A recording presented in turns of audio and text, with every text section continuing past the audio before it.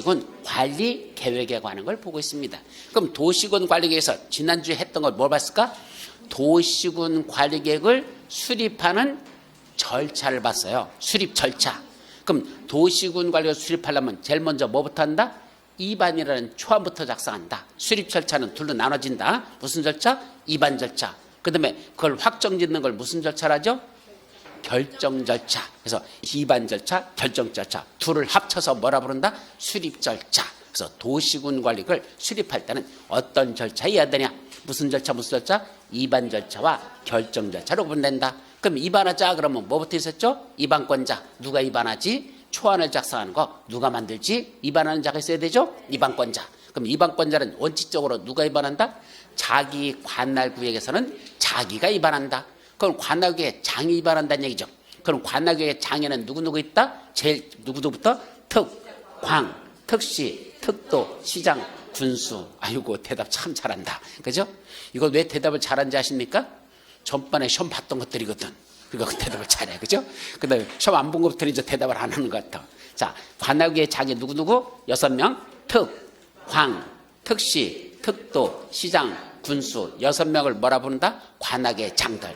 각각 자기의 관악에서는 자기가 도시군 관리계획을 뭐한다? 입안한다. 그럼 입안권자가 그자만 있었느냐? 아니야. 최고대빵도 있었어. 누구죠? 국토교통부 장관. 줄여서 국장. 또 누구도 있었고 도지사. 시장, 군수는 관악의 장이지만 그 위에 있는 도지사는 관악의 장이 아니라고 그랬어요. 왜? 너무 넓어서. 그래서 도는 경기도가 얼마나 넓어? 그래서 그건 아니고 쪼갠 시하고 군, 시장, 군수가 관악의 장. 그러니까 도지사는 관악의 장이 아니지만 예외적으로 자기가 직접 입안할 수 있다. 그래서 그 자들이 입안권자. 그럼 입안권자들한테 도시군 관리 좀 입안해 주세요라고 뭐 하는 게 있었죠? 입안을 제안하는 게 있었죠. 그 입안해 제안은 거의 매년 시험 문제 나는 가장 중요한 우리 국토의 계획 및 유관한 법률, 지금 법률, 이 법률 중에서 가장 중요한 거 하나 꼽아라. 입안의 제안입니다. 이거는 거의 10번 시험 문제 나면 9번 정도 시험 문제 나는 거야. 10번 시험 봤다. 그럼 9번은 출제되는 거. 그만큼 비중이 엄청나게 중요한 거니까 도시군 관리에 입안을 제안하는 거 반드시 정리하라 그랬어요. 그럼 누가 입안을 제안할 수 있죠? 주민하고 이해관계자 포함. 그래서 주민하고 이해관계자가 누구한테? 입안권자한테 여기다 이러이러한 도시군 관리계획 좀 입안해 주세요 라고 입안을 제안할 수 있다. 그때 입안 제안할 때 뭘 첨부하라 그랬죠? 도시군 관리 계획 도서와 계획 설명서라는 두 가지를 첨부해서 입안을 제안할 수 있다. 그때 입안 제안할 수 있는 건 아무거나 제안하는 게 아니고 몇 가지만 제안할 수 있다? 5가지 사유만 제안할 수 있다. 5가지가 머리자 맡아서 뭐 있었더라? 기지산에서 대입 시험 공부를 한다. 기지산에서 대입 시험 공부. 기지산 대입. 이것만 제안할 수 있다. 그럼 입안 제안하러 갈 때 그냥 갈까요? 동의서 가지고 가야 될까? 동의서 첨부하라 그랬어. 여기다 기반시설 설치한다고 도로 만들어 달라고 입안 제안을 하면 여기에는 해당 대상 토지 면적의 얼마? 5분의 4 이상의 토지 소유자들의 동의서를 받아서 입안을 제안해야 되고 만약에 기반시설 말고 나머지 지산 대입은 얼마? 3분의 2 이상의 동의서를 받아서 그걸 첨부해서 입안을 제안할 수 있다. 그럼 입안 제안 받은 누구는? 입안권자는 그 내용을 검토할 때 가만히 있어봐. 도로 만들어 달라고 주민들로부터 입안 제안 들어왔죠? 이거 검토하는 데 있어서 혹시 이게 필요할까 아닐까? 입안권자 혼자는 판단이 안 돼. 그때는 자기 밑에 있는 어떤 조직 있죠? 도시계획위원회라고 있어. 그 도시계획위원회에다 뭘 붙인다? 자문을 거칠 수 있다. 어이 도시계획위원들 이거 주민들로부터 여기다 도로 만들어 달라고 입안 제안이 들어왔는데 이거 만들 필요가 있을까? 할 필요가 있을까? 한번 너희들이 검토해서 나한테 가져와 봐. 내가 의사결정하는데 뭐 정도 하겠다? 참고 정도 하겠다. 이걸 뭐라 부른다? 자문을 거칠 수 있다. 자, 그래서 저 자문을 거쳤더니 뭐로 나왔어? 그래, 만들어주는 게 좋을 것 같은데요? 라고 이제 자문이 들어왔어. 그래, 하자. 그럼 뭐 한다는? 그 다음에는 사람들에게 통보해줘야 되죠? 그래, 입안해 줄게. 아니야, 시기상주야. 지금 아직 도로 만들 필요가 없어. 교통량 그렇게 많지 않아. 안 되겠다. 라는 그 검토 결과를, 제안 검토 결과를 통보해줘야 되죠? 언제까지 검토 결과 통보해주면 된다? 원칙은 제안일로부터 40일 이내에 검토 결과를 통보하라. 다만 부득이한 사정이 있으면 이대하나여 30일을 뭐 할 수 있다? 연장할 수 있다. 그래서 부득이한 사정이 없으면 45일 내에 결과 통보해주고 부득이한 사정이 있으면 30일 연장해서 최장 45일 플러스 30일 75일 이내만 결과 통보해주면 된단다. 그때 결과 통보하면서 뭐라 하죠? 어이 주민들, 너희들이 도로 만들어달라고 해서 내가 입안하려고 하는데 입안 및 결정에 소요되는 비용의 전부 또는 일부를 너희들이 부담할래? 라고 협의해서 뭐 할 수 있다? 부담시킬 수 있다. 입안 및 결정에 소요되는 비용의 전부 또는 일부를 제한적에 부담시킬 수 있는데 강제 부담은 아니고 말로는 협의하여 부담한다고 고지를 해놓고 실제는 협의했더니 아이고 돈 없어서 우리 못 내겠는데요. 그지나 뭐라 할까? 그럼 나도 안 만들어줘. 그럴 거 아니야. 그게 무슨 협의야. 강제지 사실은. 그런데 법에서는 협의하여 입안 및 결정에 소요되는 비용의 전부 일부를 제한적에 부담시킬 수 있다. 그랬었죠? 그까지야. 자, 기억할 것. 입안의 제한. 그럼 입안 절차 들어가자. 이제 입안하자. 그럼 입안 절차는 몇 단계? 3단계로 거치라. 제일 먼저 못하고 기초조사하고 두 번째 주민들한테 물어보고 주민들의 의견 듣고 세 번째 지방의회. 그럼 서울특별시장이 여기다 도로 만들겠다는 도시구간들 입안하자. 그럼 제일 먼저 못한다? 기초조사. 이 도로 만드는데 환경성 검토, 토지 적성 평가, 재해 취약성 분석이라는 게 있어. 그걸 일단 거쳐야 돼. 원칙 거쳐야 된다. 예배적으로 생략할 수 있는 사유가 있는데 아직은 거기까지는 안 해온다. 일단 그런 세 가지를 거치는 게 원칙이다. 끝났어. 그 다음에 주민들한테 물어보죠. 여러분 여기다 도로를 만들어 달라고 해서 만들려고 하는데 여러분도 어떻게 생각하십니까? 입안할 때 주민들의 의견을 들어라. 자, 거쳤어. 세 번째 어디 간다? 서울특별시 도시계 위원회를 찾아갑니다. 그래서 도시계 위원회에다 넘기죠. 도시계 위원들 여기다 도로 만들려고 입안하고 있는데 한번 너희들이 검토해봐라. 그래서 도시계 위원회 심의를 거친다. 아니, 다시 잘못했어. 지방의회의 의견을 듣는다. 그럼 서울특별시 의회죠? 예, 잘못했어. 서울특별시 의회에다가 갖다 주죠. 그럼 의원님들 여기다 도로 만들겠다는 도시군 관리를 입안하려고 하는데 의원님들 어떻게 생각하십니까? 누구의 의견을 듣는다? 지방의회. 그게 서울특별시 의회의 의견을 듣는다. 그게 기초조사, 주민들의 의견 청취, 지방의견 청취, 기주지입. 입안 끝났어. 그게 입안이야. 그럼 끝났으니까 이제 뭐하러 하자? 결정을 하자. 그럼 원래 결정권자가 누구일까? 원래는 시도지사야. 다만 대도시에서는 누가 하고? 대도시장. 이때 대도시장이란 인구가 얼마를 말한다? 50만 명 이상 되는 시장을 대도시장이라고 부르고 이때 대도시장은 서울특별시장은 안 들어가요. 도지사 밑에 있는 시장 중에서라는 게 중요해. 도지사 밑에 있는 시장 중에서 인구가 50만 명 이상 되는 시장을 대도시장이라고 부르고 그럼 원래는 시도지사들이 결정권자인데 대도시에서는 대도시장이 결정권자다. 그럼 시도지사라고 부르면 5명이 들어있다. 시도사 속에 누구 있다? 시도사 속에 5명. 첫째 특별시장, 두 번째 광역시장, 세 번째 세종특별자치시장, 네 번째 도지사, 마지막 제주특별자치도지사. 그래서 몇 명? 5명을 우리가 묶어서 뭐라 부른다? 시도지사란다. 그 자들이 결정권자다. 그럼 여기는 서울특별시에서는 누구야? 서울특별시장이 결정권자다. 아까 누가 입안했죠? 서울특별시장이 관악의 장으로서 지가 입안했었죠. 근데 결정권자다 누구래? 자기래. 그럼 지가 결정해야 되죠. 원칙이죠. 자, 그럼 결정할 때 원래는 누가 결정권자인데 시도지사들. 다만 대도에서는 대도시장이. 그런데 예외적으로 누가 직접 결정할 수 있다? 국장이, 국토부장이 직접 결정할 수 있다. 몇 가지 사유가 있다? 3가지. 첫째는 어떤 경우? 국토교통부 장관. 자기가 입안한 거 누가 결정한다? 자기가 결정한다. 국장이 입안한 거 국장이 결정한다. 그죠? 할 수 있다. 두 번째. 개발 제한 구역, 우리말로 뭐라 부르죠? 그린벨트. 개발 제한 구역, 우리말로는 그린벨트라고 그러죠. 그 개발 제한 구역은 행위 제한이 엄청나게 심한 지역이죠. 국민의 재산권을 중대하게 침해하는 지역이야. 아무나 함부로 지정하면 될까 안 될까? 안 된다. 그건 시도사 차원 갖고는 안 된다. 그럼 누가 안 된다? 최고대빵 국장. 국장이 지정할 수 있도록 돼 있다.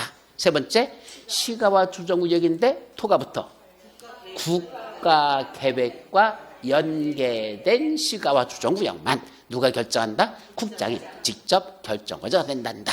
그럼 원래는 시도사, 대도시장, 예외 국장, 또 하나 더 있어. 누구죠? 시장, 군수. 원래 대도시가 아닌 시장하고 군수는 지들이 원래는 뭐 해야 돼? 입안밖에 안 해. 결정권자가 아니야. 그죠? 대도시가 아닌 시장, 군수는 입안만 하지. 결정권자는 누구죠? 도지사가 결정권자야. 원칙이야. 그게. 그런데 예외적으로 대도시가 아닌 시장 군수가 지들이 뭐 할 수 있다? 지들이 직접 결정할 수 있는 게 있더라. 뭐 있었죠? 하나만 해보라 그래서 시장 군수 자기가 입안한 지구 단위 계획 구역의 지정 또는 변경에 관한 계획과 지구 단위 계획의 수립 변경에 관한 거. 그거는 누가 입안하고 시장군수 지가 입안한 건 누가 결정한다? 시장군수 지가. 그것만은 자기가 직접 결정권자로 인정해 줄게. 그렇게 돼 있다. 그리고 하나 더 있었죠. 해양수산부 장관. 무슨 자 들어가는 거? 수산자 들어가는 구역. 뭐 있었죠? 수산자원보 구역은 누가 결정한다? 해양수산부장이 결정한다. 그런 예외가 있었다. 그럼 결정권자들이 결정하려면 결정 절차 2단계를 거친다. 뭐 거치죠? 먼저 관계 행정위원회장들하고 협의하고 도시계획위원회에 심의를 거친다. 협의, 심의, 협심증에 걸려야 돼. 심장병의 일종의 협심증이라고 했죠? 허혈성 심장병이라고 그래. 그건 협심증에 걸려야 된다. 협의, 심의라는 걸 쳐서 뭐한다? 결정 고시하면 되더란 얘기입니다. 그럼 결정 고시하면 어떤 효과가 있을까? 첫째, 도시군 관리계획이 결정을 되면 언제부터 그건 효력이 발생할까? 지형도면을 고시한 날부터 효력이 발생한다. 시험 문제 수십 번 났던 거고. 두 번째, 그러면 도시군 관리계획 결정 고시될 당시에 이 안에서 이미 인허가 등을 받고 사업이나 공사에 착수한 자 있었다. 이 사람 그 사업 계속할 수 있을까? 못할까? 도시군 관리계획 결정에 관계없이 계속 시행할 수 있는 게 원칙인데 단 두 군데 구역이 지정고시 되면 그로부터 30일 이내에 다시 그로부터 3월 이내에 뭐는 하고 신고는 하고 계속 시행할 수 있는 게 있더라. 자, 어떤 구역에만 그러죠? 시가와 주정구역 수산점 보유역이 지정고시 되면 그로부터 몇 월 내? 3월 내에 뭐는 하고 신고는 하고 계속 시행해야 되지. 그냥 계속하는 건 안 된다. 무슨 구역만? 시수구역이 지정고시 될 때만 그로부터 3월 내 신고하고 그 하던 사업이나 공사를 계속 시행할 수 있다. 여기까지가 지난주 배웠던 공법의 가장 핵심적인 내용들이었어요. 끝났어.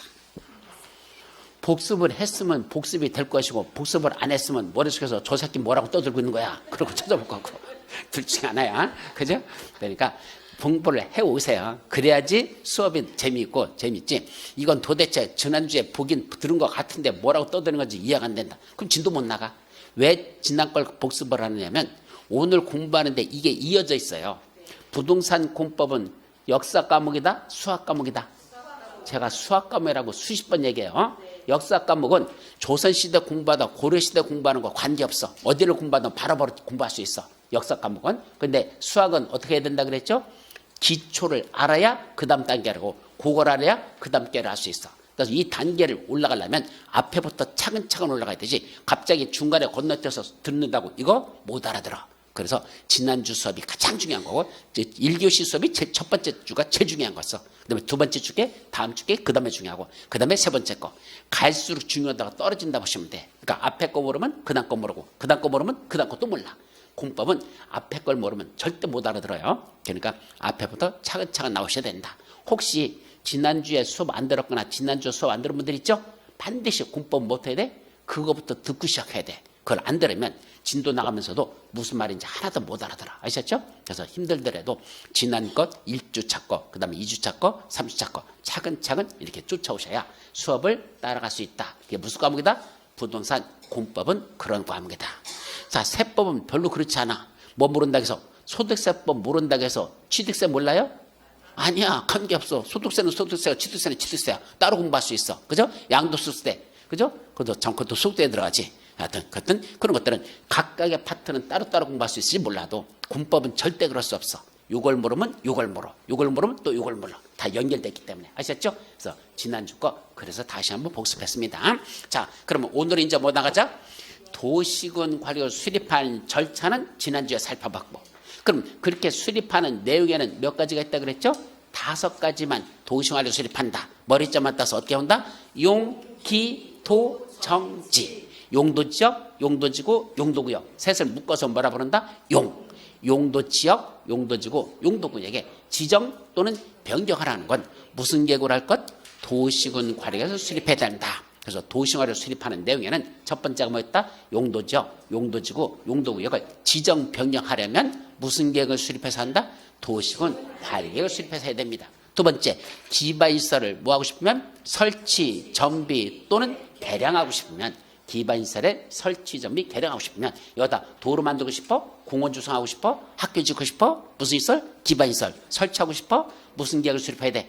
도시군 관리계획을 수립하라는 얘기입니다. 여기다 도로 만들겠다고, 공원 조성했다고, 학교 짓겠다고, 무슨 계획? 도시군 관리계획을 수립해서 하라 이 말이죠. 세 번째, 도시개발사업. 네 번째, 정비사업. 이런 도시개발 사업이나 정비 사업을 하고 싶으면 그런 사업을 하겠다고 여기다 뭐 해야 된다? 도시군 관리계획을 수립해야 된다. 마지막, 지구 단위 계획구역을 지정 변경하거나 지구 단위 계획을 수립 변경하는 것도 무슨 계획을 한다?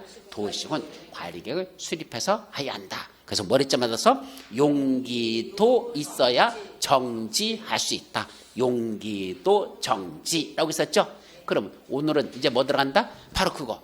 용도지역이라는 게 도대체 무엇이고, 용도지구가 무엇이고, 용도계획이 무엇인지 지금부터 그 세부적인 내용들을 살펴보자. 그냥 용도지역 지정 변경 여기까지만 배웠지, 도대체 용도지역이라는 게 무엇이고, 용도지역이 지정되면 그 안에서 어떤 효과가 발생하는지 그런 건 전혀 공부 안 했거든요. 지금부터 용도지역에 관한 세부적인 내용들을 정리하도록 하자. 그게 오늘 나갈 내용들이야. 그럼 첫 번째 뭐부터 본다? 용자 중에 용도지역. 그럼 우리 지난주에 용도지역에 대한 개념 정리를 했었죠? 그래서 용어 정의해 보면 용도지역이란 어떻게 됐었죠? 토지의 이용 및 건축물의 용도, 건폐율, 용적률, 높이 등을 뭐하기 위해서? 제한하기 위해서 용도지역을 정한다. 그래서 용도지역이란 토지의 이용 및 건축물의 용도, 건폐율, 용적률, 높이 등을 뭐한다? 제한하려고. 자, 그럼 용도지역이 왜 중요하다 그랬죠? 만약에 용도지역이라는 걸 정해지 않으면 어떤 현상이 발생할 수 있다? 여기에 지금 세 필지가 있다고 가정해. 그런데 첫 필지는 여기다 가운데 필지에다 뭐 줬어? 초등학교를 져놨습니다. 초등학교 줬어. 근데 옆에다 뭐 줬어? 러브호텔을 줬습니다. 바로 이쪽에는 뭐 져놓고? 나이트클럽을 져놨습니다. 그럼 초등학교 옆에 러브호텔 있고 초등학교 옆에다 나이트클럽 져놓으면 이거 초등학생들 뭐 한다? 조교육 시킬 일이 있냐 그랬었죠? 무슨 초등학교 때부터 나이트클럽 다니고 러브호텔 다니랍니까? 말도 안 되는 짓이잖아. 이런 건 바람직하다, 바람직스럽지 못하다, 바람직스럽다. 그래서 건축물 짓는 것도 어떻게 짓자? 유유상종. 유유상종이 뭐죠? 끼리끼리 모여서 노는 것들. 그게 유유상종이잖아. 건물 짓는 것도 그렇게 하자는 얘기야. 자, 여기는 주로 뭐 위주로 졌으면 좋을까? 주택 위주로 졌으면 좋겠더라. 여기는 주로 뭐 졌으면 좋겠다? 상가나 사무실 위주로 지면 좋겠다. 여기는 뭐 지면 좋겠다? 공장 위주로 지면 좋겠다. 저기는 뭐 했으면 좋겠다? 공원을 조성해서 그냥 녹지로 그대로 두면 좋겠다. 이런 식으로 나누자는 얘기입니다. 아무거나 막 때려 짓지 말고 여기는 유유상종, 끼리끼리 지라는 얘기야. 여기는 주택 위주로, 여기는 상가 위주로, 여기는 공장 위주로, 저기는 공원 위주로 이렇게 짓자. 그럼 이렇게 주택 위주로 짓는 적은 뭐라고 지정하고? 주거지역을 하자. 상가 위주로 짓는 적은 상업지역을 하자. 공장 짓는 적은 공업지역을 하자. 저런 공원 같은 데는 녹지지역을 하자. 이렇게 용도지역이라는 걸 나누자는 얘기입니다. 그래놓고 그 용도지역에 맞도록 건축물도 건축하고 시설도 설치해야 되지. 니들 멋대로 아무데나 니들 멋대로 막 쳐서는 된다 안 된다? 안 된다. 더 나가서 건축물 짓는 규모도 용도지역별로 정해놓고 건축물 짓는 것도 니 멋대로 마음대로 크게 지으면 될까 안 될까? 안 되겠다. 그런 것까지도 제한하려고 뭘 지정한다? 용도 지역이라는 걸 지정한다 이 얘기입니다. 그게 토지 이용 네 마음대로 하지 말라. 거기다 건축물 짓는 거 용도라든지 건폐율이라든지 용적률이라든지 높이 같은 걸 뭐한다? 함부로 하지 못하게 뭐 하려고? 제한하려고 뭘 지정한다? 용도 지역이라는 걸 지정한다. 이게 용어적인 첫 번째 개념이야. 개념 첫 번째. 두 번째는 뭐죠? 그럼 용도지역에는 어떤 것들이 있을까? 용도지역에 뭐가 나온다? 종류. 용도지역에 종류들이 나올 겁니다. 그럼 용도지역은 크게 몇 가지로 나눠질까? 자, 여러분들 책 보면서 봐요. 잘 안 보이면. 자, 크게 몇 가지로 나누고 일단은 네 가지. 도시지역, 관리지역, 농림지역, 자연환경, 보전적으로 나누어진다. 크게 몇 가지? 네 가지. 도, 관, 농, 자. 이렇게 일단 넷으로 나누자. 요즘에 다시 도시지역은 뭐로 나눠지고? 주거지역, 상업지역, 공업지역, 녹지지역. 나눠서 뭐란다? 주상공록. 좀 전에 말한 게 이거야. 도시지역이잖아요. 여기 나눴어. 어떻게 나눴어? 여기는 주거지역으로, 여기는 상업지역으로, 여기는 공업지역으로, 저쪽은 녹지지역으로. 이게 주상공록. 이게 무슨 지역이다? 도시지역은 그렇게 다시 나누자. 그러면 이거로 끝날까? 아니요. 다시 주거적은 뭐로 나눴다? 전원주거적, 일반주거적, 준주거적. 또 셋으로 나눕니다.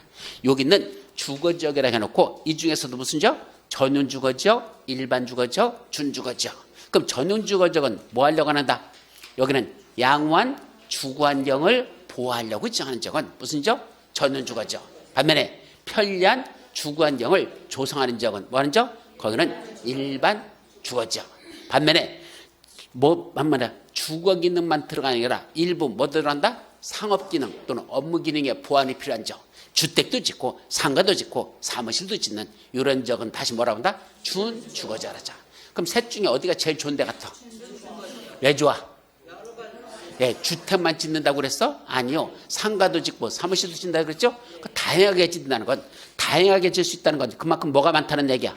수요가 많다는 얘기야. 이것도 짓고 저것도 짓을 수 있으니까 아무래도 이것 질 사람도 올 수 있고 저것 질 사람도 있고 그러니까 수요가 많아진다. 그만큼 거기는 값어치가 있다는 얘기입니다. 그래서 주거지역 중에 제일 좋은 지역이 무슨 지역? 준주거지역이 제일 좋은 지역이에요. 그런 개념은 그런 뜻이다. 그러면 전원주거지역과 일반주거지역 차이점. 좀 전에 전원주거지역, 양호한 주거환경 보호, 일반주거지역, 편리한 주거환경 조성.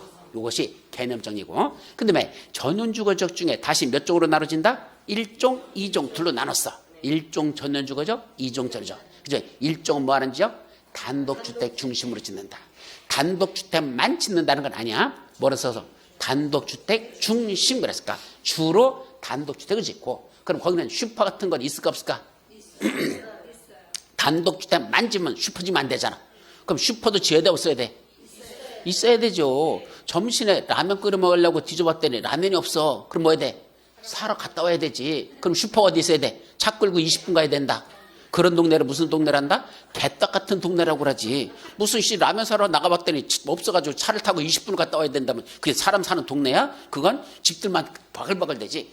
슈퍼는 하나도 없단다. 말이 안 되죠. 그런 건 있어야 돼 없어야 돼? 있어야 되죠. 머리 깎으러 갈 때는 미장원이 어디 있어? 2시간 가야지만 미장원이 있단다. 그럼 돼 안 돼? 안 되죠. 주거지역이라 하더라도 그런 것들은 필수적인 시설들은 있어야 돼 없어야 돼? 있어야 되죠. 그래서 단독주택 중심이라고 그랬지. 꼭 단독주택만 짓는 건 아니다. 이런 뜻이야. 두 번째, 2종 전원주거지역은 무슨 주택? 공동주택 중심. 아무래도 단독주택은 규모가 작죠? 공동주택 규모가 커지죠? 그러니까 그렇게 나눠서 같은 전원주거지역을 하더라도 1종 전원주택은 단독주택 중심으로 짓고 2종 전원주택은 공동주택 중심으로 짓는 지역으로 하자 얘기입니다.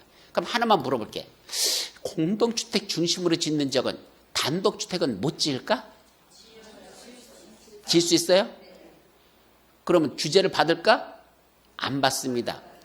2종 전원주거지역은 공동주택 중심으로 지을 수 있다는 얘기는 왜 그렇게 만드는 거냐면 1종은 단독주택 중심이죠? 2종 주택 중심이죠? 이거 나누는 가장 큰 이유가 뭐냐면 기반시설 용량이에요. 뭐로 나눈다? 기반시설. 도로, 상하수도, 공원 이런 각종 기반시설 있죠. 이게 넉넉한 지역은 뭐라고 하고 2종 전원주거지역을 해서 공동주택 지어도 돼. 아파트 지어도 그 공급하는 수도량 있잖아. 하수도량 이런 거 다 감당할 수 있어. 그렇게 많이 기반시설이 설치되면 2종 전원주거지역을 하는 거고 아니야. 그런 도로나 상하수도나 이런 것들이 좀 부족해. 여기는 공급이 작아. 그러면 몇 종을 해야 돼? 1종 전원주거지역에서 거기는 아파트 같은 건 못 짓게 단독주택 중심으로 지어야 돼. 아시겠죠? 이 기반시설 시설 용량이 풍부한 지역은 2종 전용. 그게 부족한 지역은 1종 전용. 그렇게 해서 단독, 공동으로 나눈 겁니다. 아시겠죠? 개념이 그런 뜻이야. 그 다음에 일반 주거지역은 몇 종? 1, 2, 3종으로 나눠진다 그랬어. 일반 주거지역 몇 종? 1종, 2종, 3종. 이건 3종까지 나누죠. 그럼 1종 뭐는 지역? 저층주택 중심. 이때 저층이라는 건 법에서 몇 층을 저층이라고 할까? 3층일까? 4층일까? 3층일까? 4층일까? 4층까지를 저층으로 봅니다. 우리 법의 뜻이 그래. 그래서 여러분들 연립이나 다세대 같은 건 몇 층까지 지을 수 있어? 주택으로 쓰는 걸 4개층까지 지을 수 있다. 이런 식으로 돼 있어. 그래서 보통은 4층까지 짓는 걸 저층이라고 말합니다. 그래서 저층주택 중심은 4층을 짓는다. 그러면 일반 주거지역에는 아파트를 짓는다? 못 짓는다? 못 져요. 왜? 4층 이만지라 그랬잖아. 그러니까 저층 주택이니까. 그럼 아파트는 최소한 주택으로 쓰는 게 몇 개 층이어야 되는데? 5계층 되든 아파트는 아무리 못 줘도 주택을 쓰는 게 5계층은 돼요. 5층하고 5계층의 차이가 뭘까? 5층과 5계층의 차이. 5층이란 뭘 말한다? 이 건물의 전체 층수를 말하는 겁니다. 5층 하라면 5계층은 그 해당 용도로 쓰는 것만 층수를 말하는 겁니다. 그럼 주택으로 쓰는 게 몇 계층이고? 5계층이고 상가로 쓰는 게 2계층이야. 그래서 1층하고 2층은 상가로 써. 3, 4, 5, 6, 7은 뭐로 쓴다? 주택으로 써. 그러면 2계층은 상가로 쓰고 5계층은 주택으로 쓴다. 그렇게 특정한 용도로 쓸 때만은 계층이라고 붙이고 전체를 합쳐버리면 뭐가 된다? 층이 되는 겁니다. 그럼 몇 층짜리야? 7층짜리 건축물인데 2계층은 상가로 쓰고요. 5계층은 주택으로 써요. 요렇게 말을 해야 똑똑한 소리 듣지 막 섞어 썼다가는 빙신 소리 들어요. 아셨습니까? 계층과 층은 같다 다르다? 다르다. 층 하면 뭐가 떠올른다? 전체 층수. 전체 층수야. 층 하면 계층. 특정한 용도로 쓰는 그 층수에만 신고. 특정한 용도로 쓰는 층수만 신고. 뭐란다? 계층. 이해되죠? 그래서 2층은 상가로 쓰고 5계층을 주택으로 쓰면 이 5계층은 뭐야? 아파트가 되는 겁니다. 아셨죠? 그래서 아파트라고 해서 우리가 101동, 102동, 103동만 있는 거 아니잖아. 주상복합 아파트도 있잖아. 그죠? 주상복합 아파트는 밑에는 상가, 위에는 주택 이렇게 짓는 경우가 대부분이잖아. 그때도 적어도 주택을 쓰는 게 5계층만 있어야 된다면 그 부분은 아파트가 되는 거, 밑에 상가 부분은 그냥 상가가 되는 것이다. 아셨죠? 합쳐서 우리가 흔히 실무에서 주상복합 아파트라고 부른다. 이런 뜻입니다. 아셨죠? 자, 그렇다면 적어도 주택으로 쓰는 게 몇 계층 이상일 때 5계층 이상 아파트이기 때문에 어디에서는 일종 일반 주거지에서는 단독주택 중심으로 짓는 게 아니라 저층주택 중심이라고 되어 있으니까 저층이니까 몇 층? 4계층이면 되니까 아파트는 안 된다. 반면에 이종 일반 주거죠. 무슨 주택? 중층주택 중심. 이때 중층이라는 건 어느 정도가 중층일까? 그거는 몰라. 왜 모를까? 조례에서 정하라고 돼 있어. 자, 그럼 조례란 지방자치단체가 만든 법을 말한다. 기억나요? 우리 법체계에서 공부했었잖아. 그 앞에 제 첫째 날 공부했던 거 모르면 또 못 알아듣는 거야. 그러니까 앞에 걸 모르면 그 다음 걸 모른다고 내가 분명히 말씀드리니까 조례로 정한다. 그랬더니 조례가 뭐지? 듣긴 들어본 것 같은데 이러면 안 된다는 얘기야. 애워써야 돼. 그래야 개념이 들어가. 자, 조례란 지방자치단체가 만드는 법을 말한다. 국회에서 만든 게 아니야. 누가 만든 거야? 지방자치장. 그럼 여기는 누가? 서울특별시장이 만든 건 서울특별시 조례. 여기 강서구 구청장이 만드는 건 강서구 조례라고 합니다. 그럼 아까는 관악의 장들이면 여기는 누가 관악의 회장이죠? 서울특별시장. 특광, 특시, 특도, 시장, 군수만 들어있지 구청장 들어있어 안 들어있어? 관악의 장에 구청장은 없어. 그러니까 서울특별시장이 관악의 장이야. 그럼 서울특별시장이 뭘 만든다? 조례를 만듭니다. 그 조례에서 우리 서울특별시에 있는 2종 일반 주거지역에서는 중층이라는 개념을 12층 이하로 한다. 그럼 12층 이하만 줘야 돼. 이건 중층주택이 만약에 15층 이하로 한다라고 정했으면 몇 층이야? 15층 이하까지 질 수 있다는 얘기입니다. 그래서 보통 조례를 뒤져보면 두 가지가 제일 많아. 12층 이하로 짓는 지역도 있고 15층 이하로 짓는 걸 중층주택 중심으로 뭐로 정했다? 각각 지방자치단체에서 조례로 정했다라 이 얘기입니다. 아셨죠? 그래서 중층주택이 몇 층이 되나가 지역마다 다르다. 그게 정답이야. 왜? 조례로 정하니까. 그러니까 조례를 찾아보셔야 돼. 그러니까 우연히 같을 수도 있어. 그죠? 여기도 12층인데 어디도 저쪽에 이청화기 시작되는 거기도 12층이래. 그럼 같을 수는 있지만 꼭 같다고 보장할 수 없어. 왜? 조례에서 따로 정해버리면 또 달라질 수 있어. 그래서 마지막은 뭐로 정한다? 중층주택이란 몇 층이 한지는 조례로 정하기 때문에 해당 지방자치단체 조례에 들어가서 확인해보지 않으면 안 된다. 이해되죠? 반면에 3종 일반 주거죠. 뭐 짓는데? 중고층 주택 중심이래. 이때 중고층이란 뭘 말한다? 층수 제한이 없습니다. 그래서 아파트 질 때 보통 30층, 40층, 요새 뭐 서울에 진다고 그러니까 뭐 59층까지 뭐 허용한다는 막 그런 소리 나오잖아. 여의도 같은 데는 뭐 그렇게 짓게 하지 못하더만. 그러면 그런 것들은 뭐죠? 거기는 줄 중에 하나야.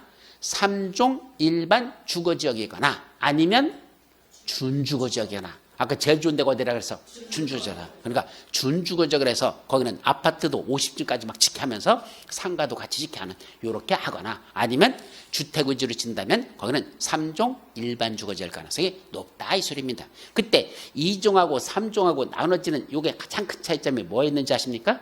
역시 기반시설입니다. 2종 일반 주거지역의 기반시설 용량하고 3종 일반 기반시설 용량이 달라지잖아. 왜냐하면 3종은 층수 제한이 있어 없어? 없다 그랬잖아. 그리고 갑자기 몇 층 줄 수 있어? 40층, 50층도 줄 수 있거든. 그래버리면 그만큼 뭐가 필요해? 도로도 더 넓어야 되고 차량이 많아지니까 또 전기가스 통신시설도 들어가야 되고 또 상하수도 시설 더 들어가야 되고 그렇죠? 그러니까 보통 2종 일반 주거지역인지 3종 일반 주거지역은 뭐 갖고 나눈다? 기반시설의 용량 갖고 따집니다. 그래서 기반시설이 좀 넉넉하면 3종 일반 주거지역을 해주고 그게 부족하면 2종 일반 주거로 맞춥니다. 그럼 여러분들이 실무할 때 제일 중요한 게 뭐더냐?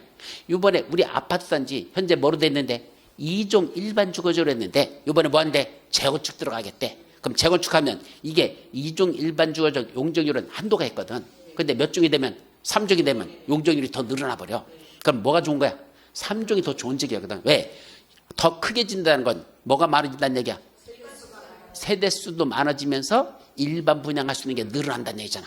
여기 있는 사람들 천세대 살고 있어. 근데 용적률이 더 증가돼. 뭐가 바뀌면서 2종 일반적에서 3종 일반적으로 바뀌면서 건물의 규모가 더 커지니까 용적률이 늘어났죠. 늘어난 것 같고 뭐가 늘어났어? 건물 짓는 규모가 커졌으니까 세대수를 늘어나죠. 그럼 늘어난 세대수만큼 뭐 하는 거야? 일반 분양. 그럼 일반 분양하면은 건축비보다도 더 비싸게 팔죠? 그걸 건축들하면 비싸게 팔았으니까 뭐가 남아? 차익이 남죠. 그 차익 갖고 뭐 하자는 얘기야? 건설공사비 충당하자는 얘기야. 그럼 여러분들의 뭐가 줄어든다? 자기 분담금이 줄어드는 거야. 여러분들이 분담할 분담금이 일반 분양 많이 할수록 분담금이 줄어든다는 얘기입니다. 그러니까 용적률이 증가될수록 일단은 좋다는 얘기입니다. 근데 다 좋은 거 아니에요. 전번에 나온 거 봤더니 용적률 300%로 짓고 지역을 용적률 500%다가 완화시켜서 지었던 걸 사진을 봤더니 끔찍하더라고. 건물의 규모가 커졌잖아. 해당 지역은 정해져 있는데 면적은 정해져 있는데 건물의 규모를 줬더니 어떻게 되죠? 전부 건물들이 타닥타닥타닥 붙어가지고 도대체 이게 사람 사는 동네가 아니야. 이건 감옥이야 감옥. 숨이 턱턱 막혀버려. 그러니까 많이 짓는다고 해서 많이 짓는다고 좋은 건 아니잖아. 왜? 각각 거리가 더 짧아지는 거고 건물의 규모가 커지면서 타닥타닥 붙어버리잖아. 그러니까 땅은 한정되어 있는데 건물을 크게 많이 짓는다는 건 결국은 건물의 거리 간의 거리가 가까워지는 것이고 그죠? 답답해지는 거죠. 그러니까 꼭 뭐 한 거야? 성채 싸는 것 같아. 성 싸는 것 같아. 그냥 탁탁탁탁. 벽돌 싸는 것 같이 쫙쫙 붙어 있어가지고 도대체 이게 사람 사는 동네인지 나 같으면 그런데 절대 안 들어가. 그러니까 그런데 절대 좋은 거라고 볼 수는 없어. 그만큼 자기들이 뭐를 감수해야 돼. 희생을 또 감수해야 돼. 그러니까 자기 분담금 줄어든다고 좋은 게 아니고 결국은 사람 사는 동네로서는 별로 바람직하지 못하다는 얘기입니다. 그래서 용적률 500%까지 허용하는 거 결코 좋은 거 아니에요. 그렇게 한다는 건 건물이 타닥타닥 차가지고 도대체 숨이 탁탁 막히는 그런 동네가 될 수밖에 없더라. 빌딩 숲이 이루어집니다. 이해되죠? 그런 것도 여러분들이 참고했으면 좋겠습니다. 자, 일단 3조 뭐죠? 그다음 무슨 죠? 준주거죠. 이렇게 나눠진다. 이게 시험 문제에서 제일 많이 나는 게 주거죠. 요거 나눠지는 개념들 있죠? 요 개념들이 시험 문제 잘 나요. 그래서 다시 한번 그러면 일종 일반 주거지역이란 개념 정의 어떻게 해야 돼? 일종 일반 주거지역이란 저층주택 중심으로 편리한 주거 환경을 조성하기 위한 지역을 말한다. 개념 정의는 그렇게 해야 돼. 저층주택 중심으로 편리한 주거 환경을 조성하기 위한 지역을 뭐라 부른다? 제1종 일반 주거지역을 한다. 그러면 요거 공동주택 중심으로 양호한 주거 환경을 보호하기 위한 지역은 뭐라 부른다? 제2종 전용 주거지역이라 한다. 그렇게 하는 겁니다. 아셨죠? 그래서 실제로 우리 여기는 이렇게 써놨지만 읽을 때는 공동주택 중심으로 양호한 주거 환경을 보호하기 위한 지역 제2종 전용 주거지역. 아셨죠? 그런 식으로 명칭을 붙여서 표현한다는 거. 시험 문제 냈을 때는 그런 식으로 표현하니까 정확하게 숙지를 하실 것. 아셨죠? 요까지야. 됐습니까? 그 밖에 상업지역은 몇 가지 있다? 4가지. 가장 건축물 규모가 크게 지켜야 하는 지역 중심상업지역. 밑에 일반상업지역, 유통상업지역, 근린상업지역. 중1유군 이렇게 해야 돼. 중1유군. 그 다음에 공업지역, 전용공업지역, 일반공업지역, 중공업지역. 그중에 전용공업지역은 뭐 하는 지역? 중화공업 또는 공해성 공업을 한다. 다음에 화학단지 있죠? 남해 공업단지 이런데 울산공업단지 이런 데는 다 뭐다? 전용공업지역이야. 그런 데는 전용공업지역으로 보면 돼. 반대말이 뭘까? 바로 일반공업지역입니다. 뭐로서 해서 환경을 저해하지 아니하는 공업에 배출해서 필요한 적. 중요한 개념이야. 외우셔야 돼. 환경을 주거지역 전체 외우셔야 되고, 그 다음에 중일유근, 그 순서를 외워야 되고, 중일유근이야. 순서 바꾸면 안 돼. 중일유근 외워야 되고, 세 번째가 전용공업적과 일반공업적 차이점. 전용공업적, 중화공업 또는 공해성 공업을 수용한다. 일반공업적, 환경을 저해하지 아니하는 공업에 배출한 청정공업적이야. 청정공업적이 바로 일반공업적이다. 그거 외우셔야 됩니다. 그러면 준공업적은 뭐 하는 적일까? 보세요. 경공업, 그 밖의 공업을 수용하되 거기다 뭐까지 들어간대? 주거, 상업, 업무 기능의 보완이 필요한 적. 그럼 주거, 상업, 업무 기능이니까 주거 기능, 상업 기능, 업무 기능이든 뭐도 짓는 거야? 주거 기능, 주택도 짓고, 상업 기능, 상가, 업무 기능, 사무실. 상업 기능은 상가고 업무 기능은 사무실 말해. 그럼 뭐도 죠? 주택도 짓고 상가도 짓고 사무실도 짓고 당연히 공장도 짓고. 그럼 뭐 하는 거야? 이것저것 다 때려질 수 있는 지역이죠? 좋은 지역에 나쁜 지역이야? 좋은 지역이죠. 그래서 공업지역 중에 제일 좋은 지역? 준공업지역이 제일 좋은 지역. 주거지역 중에 제일 좋은 지역? 준주거지역. 무슨 자 들어간 지역은 다 좋은 지역이야. 예, 준자 들어가는 건 두 개밖에 없어.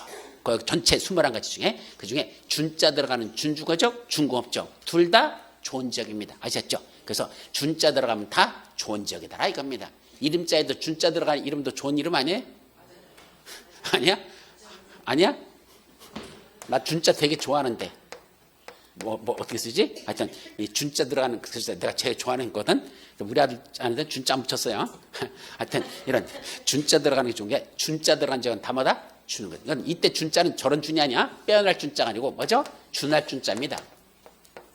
준한다야. 준할 준자인데 어쨌든 준자 들어가는 지역은 다 좋은 지역 이렇게 생각하시면 됩니다. 그 다음에 무슨 지역? 녹지지역. 보전 녹지, 생산 녹지, 자연 녹지 나눠져. 그럼 이 중에 가장 개발 못하는 녹지지역이 어딜까? 녹지지역은 원래 보전이야. 그 중에서 진짜 보전하는 거. 진짜 손대지 마. 무슨 지역? 보전이야, 자연이야? 개발하지 마라는 게 녹지지역 중에 어딜까? 보전 녹지지역이에요. 아셨죠? 자연 녹지지역 아니야? 이상하게 이걸 혼동하더라고. 물어보면 자연 녹지지역이요. 세상에 자연 녹지지역이 가장 개발하거든. 녹지지역 중에 가장 개발할 수 있는 지역? 자연 녹지지역. 개발 못하는 지역? 보전 녹지지역. 이렇게 나요. 생산 녹지지역? 주로 농사 짓는 지역. 그래서 녹지지역 중에서도 도시 변두리에 농사 짓잖아? 그런데 무슨 지역? 생산 녹지지역. 그래서 주로 농업적 생산한다고 했을까? 그건 농사 짓는 건 생산 녹지지역. 그리고 개발 못하게 하는 건 보전 녹지지역. 그 다음에 개발할 수 있는 지역은 자연 녹지지역. 그 여기 우장산 같은 데도 녹지지역이거든? 우장산은 뭐로 돼 있을까? 보전 녹지지역이야. 말할 것도 없어. 저런 거 까먹으면 안 돼. 나 같으면 뭐 하고 싶어? 우장산 그냥 전체 다 날려가지고, 그죠? 거기 흙은 다 팔아먹고, 그죠? 돌덩이 나오는 대로 돌아가고 흙은 다 팔아먹고, 그죠? 평지 만들어가지고 저기다 뭐 지면 될까? 아파트 때려지면 아마 수천억이 뭐야? 수조 돈 벌 거야, 내가 볼 때는. 그죠? 아파트 지면 좋잖아. 근데 그렇게 까문 개가 한다, 안 못한다? 어림 택도 없습니다. 저거는 100년이 지나도 안 깨어질 겁니다. 왜요? 도시 한가운데 사람들이 쉬러 갈 수 있는 휴식 공간으로서 저거 딱 저격이지. 저걸 까뭉개 버렸다가는 아마 뒤집어질걸? 그러니까 저런들은 손 못 대게 하는 녹지적. 무슨 적? 보전 녹지적으로 지정됐다 이 말입니다. 자, 그러면 한 가지만 더 참고를 하면 서울특별시에는 여기까지밖에 없어. 뭔 없어? 관리지역, 농림지역, 자연환경보전지역. 서울특별시에는 없습니다. 아셨죠? 참고로 정리해. 그래서 관리지역 안에 다시 관리지역, 농림지역, 자연환경보전 어디는 없다? 서울특별시에는 없습니다. 뭐만 있어? 도시지역만 있어. 주거지역, 상업지역, 공업지역, 녹지지역만 있습니다. 아셨죠? 따라서 어디는 없단다? 관농자지역은 서울특별시에는 아예 지정된 곳이 한 군데도 없다. 아셨죠? 참고로 기억하세요. 그 정도는. 나중에 여러분들이 뒤지다 보면 가만히 있어봐. 왜 서울특별시에는 관리지역이 없지? 예, 계획관리지역 없나? 없습니다. 아예 없습니다. 다 주상공로 도시지역만 들어있다. 아셨죠? 참고하시고. 그 다음에 관리지역 중에는 무슨 지역? 보전관리, 생산관리, 계획관리. 잠깐 들어가기 전에. 도시지역은 총 몇 가지가 있을까? 그럼 도시지역 다 쪼개면 뭐뭐 있어? 잘 봐요. 1종 전용, 2종 전용, 1종 일반, 2종 일반, 3종 일반, 준주거지역. 하면 주거지역은 몇 가지? 6가지야. 주거지역은 1종 전용, 2종 전용, 그 다음에 1종 일반, 2종 일반, 3종 일반 3가지. 그럼 2가지, 3가지 합치면 5가지. 준주거지역까지 6가지야. 그래서 주거지역은 총 몇 가지로 세분화 된다? 6가지. 그 다음에 상업지역은 중, 1, 6은 4가지. 공업지역 전일준 세 가지, 녹지적, 보생자 세 가지. 그래서 총 6, 4, 3, 3. 그럼 도시적은 총 몇 가지야? 합쳐봐. 6, 4, 3, 3 더하기 16가지죠. 그래서 도시적은 총 16가지 용도적으로 세분화된다. 이것도 외우라는 얘기입니다. 아셨죠? 자, 그러면 이 16가지 중에서 가장 개발 못하게 하는 지역이 무슨 지역일까? 도시적 16가지 중에서 가장 개발할 수 없어. 무슨 지역? 보전 녹지지역이 도시적 중 가장 해위잔이 심한 지역이다. 아예 여기다 빨갛게 써놨잖아. 아셨죠? 그래서 도시적 16가지 중에서는 어디가 가장 개발할 수 없다? 보전 녹지지역이 가장 개발할 수 없습니다. 아셨죠? 그러니까 보전 녹지지역은 거의 손대지 말란 얘기야. 왜? 거기마저도 까문개면 우리 서울특별시는 뭐만 가득 찬다? 이런 콘크리트 같은 만 가득 차는 그런 삭막한 도시가 된다는 얘기야. 그러니까 보전 녹지역은 웬만하면 손대지 말라. 그래서 서울특별시에는 이런 무슨 산자 들어가는 지역들 있잖아. 그 산은 거기가 개발 못한다고 생각하면 딱 맞아요. 거기가 보전 녹지역, 보전 녹지역 다 그렇게 돼 있습니다. 아셨죠? 그게 첫 번째고요. 자, 관리 지역은 몇 가지? 세 가지. 보전관리, 생산관리, 계획관리 지역 나눠져. 원래 관리 지역이라는 개념은 무슨 뜻이냐면, 자, 셋으로 봐봐. 크게 나눠져. 무슨 지역? 여기는 도시적, 여기는 도시적, 여기는 농림지역, 여기는 자연환경지역 이렇게 나눠. 도시지역, 저쪽은 도시지역은 농림지역, 여기는 무슨 지역? 자연환경지역. 그리고 요 가운데 있잖아. 요 가운데 그 지역은 뭐로 정한다? 여기가 관리지역입니다. 그래서 관리지역을 한마디로 말하시오 완충지대입니다. 완충지대. 완충이 뭐죠? 이것도 아니고 저것도 아니고 이것도 아니고 그 가운데 희석되는 지역들. 왜냐하면 예를 들어서 여기는 일반 상업지역이야. 길 건너서 여기는 자연환경 보전지역이야. 말 되는 소리 안 되는 소리.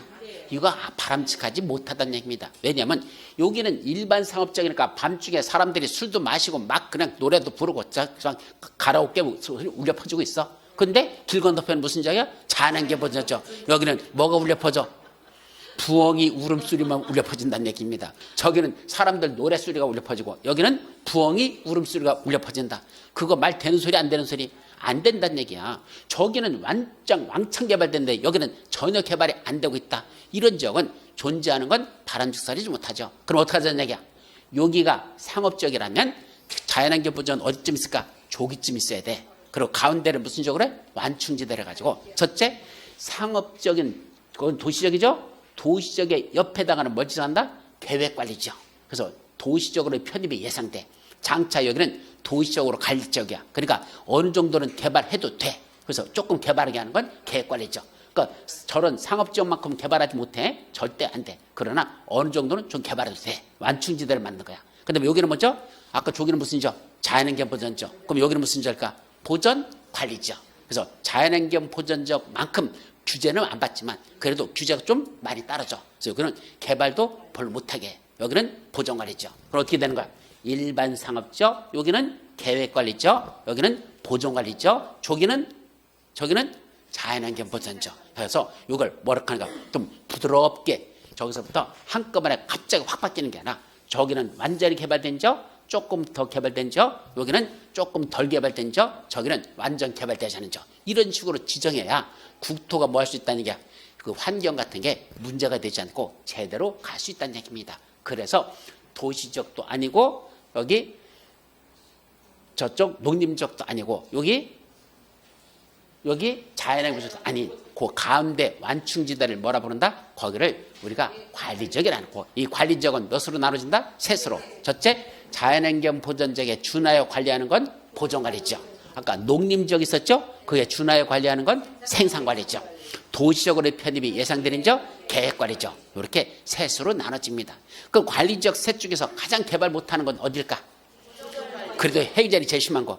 보전관리지역이 가장 해유잔이 심해. 아셨죠? 그러나 보전관리지역에도 뭐는 질 수 있어? 단독주택 같은 건 질 수 있어. 그런 건 오히려 괜찮아. 근데 가장 개발이 활발한 건 무슨 지역? 계획관리지역. 도시적으로 편입해서는 이거는 개발이 가장 활발합니다. 그래서 시골에 있는 땅들 중에서 이 중에 무슨 지역? 녹지지역부터 따져. 개발 못하는 거. 녹지지역, 관리지역, 농림지역, 자연환경지역. 이 중에서 그래도 가장 개발이 허용되는 게 어딘지 아십니까?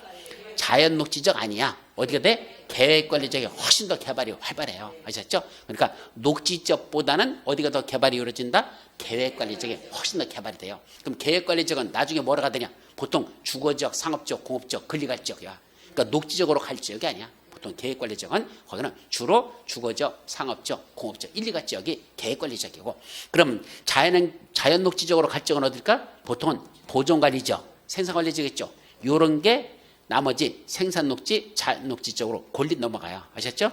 그래서 다시 계획관리 지역은 뭐라죠? 앞으로 주거지역, 상업지역, 공업지역 이리 넘어가고, 나머지 보존관리, 생산관리 지역 있죠? 요거는 뭐로 들어간다? 여기 보존녹지나 생산녹지나 자연녹지적 그쪽으로 녹지적으로 들어갔죠. 나머지 그래서 계획관리 지역은 주상공으로 간다고 보시면 되고, 나머지 보존관리, 생산관리 지역 여기는 주로 녹지적으로 들어가는 가능성이 훨씬 더 높다. 반드시 그런 건 아니지만 개발되는 게 달라지지만 주로 흐름을 본다면 그런 식으로 가고 있습니다. 아셨죠? 그러니까 주로 계획관리 지역은 장차 뭐로 간다? 주거지역 또는 상업지역, 공업지역인데 제일 많은 게 주거지역이에요. 그럼 어디다가 저 시골 같은 데 보면 펜션 같은 거 짓거나 아니면 또 뭐 짓죠?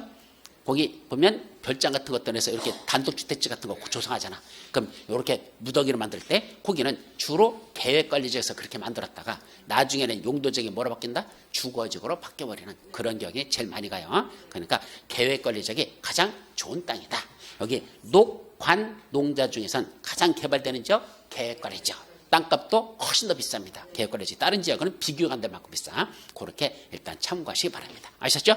자, 농림지역, 자연지역은 우리 국토의 용도구분 용어 정의할 때 그때 설명했으니까 생략. 여기까지가 무슨 지역? 용도지역.